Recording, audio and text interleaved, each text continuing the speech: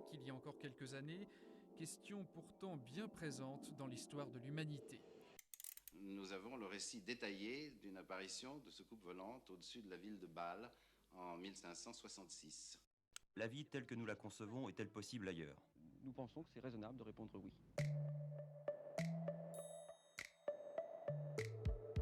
A priori, les extraterrestres ne sont pas parmi nous.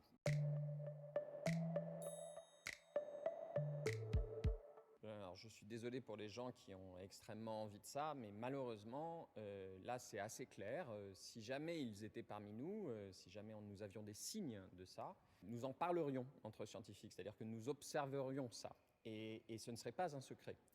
Et or, nous n'avons absolument, pour l'instant, aucun signe, non seulement d'une vie extraterrestre sur Terre qui serait parmi nous, mais même d'une vie extraterrestre ailleurs. Ça ne veut pas dire qu'elle n'existe pas. Ça veut dire que pour l'instant, nous n'en avons aucun signe.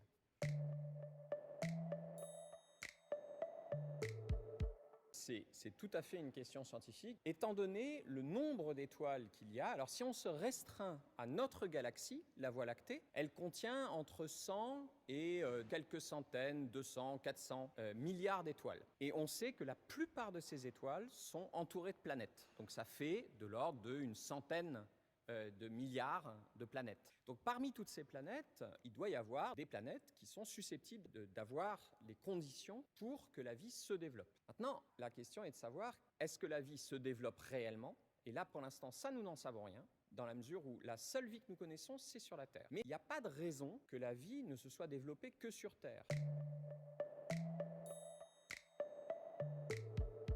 Les briques élémentaires de la vie, on arrive à les voir dans l'espace. Donc nous sommes la vie, et basée sur la chimie du carbone, des petites molécules carbonées. Ce sont des molécules les plus petites, les plus simples que nous voyons dans l'espace. Donc ces molécules ensemencent les planètes, et donc les briques élémentaires pour faire le vivant doivent exister sur d'autres planètes. La planète a 4,5 milliards d'années. Notre espèce est apparue il y a 100 000 ans à peu près.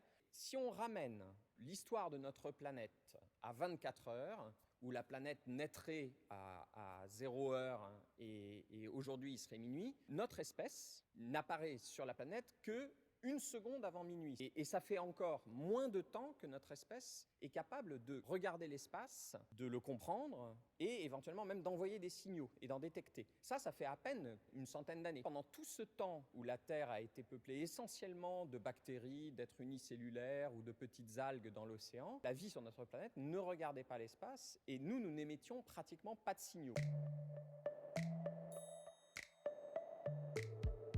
Nous n'avons absolument aucune indication qu'une vie technologique puisse apparaître ailleurs. L'autre point très important avec ça, par rapport à la vie extraterrestre, c'est combien de temps cette vie technologique peut tenir. Et là, il y a une vraie question qui nous est posée à nous, maintenant, qui est le fait que si jamais cette vie technologique ne tient pas très longtemps, si nous nous détruisons nous-mêmes, mais si jamais nous détruisons de façon extrêmement forte notre vie technologique, ou alors si jamais nous pompons de façon déraisonnable les ressources de notre planète si bien que nous ne pouvons tenir ce niveau de technologie que quelques centaines d'années, alors à ce moment-là, ce qui se passe, c'est qu'il peut y avoir de la vie technologique comme ça dans l'univers, mais ce sera juste des toutes petites lumières, mais des flashs extrêmement courts. Il y aura beau y avoir énormément de planètes, si jamais la vie sur ces planètes ne peut atteindre un stade technologique que quelques centaines d'années, nous n'avons aucune chance de les voir et ils n'ont aucune chance de nous voir. Il faudrait, si jamais elle dure très peu de temps, que non seulement cette vie soit proche de nous au sens spatial, mais en plus, il faudrait qu'elle ait lieu à peu près au même moment que nous. Et là, les statistiques deviennent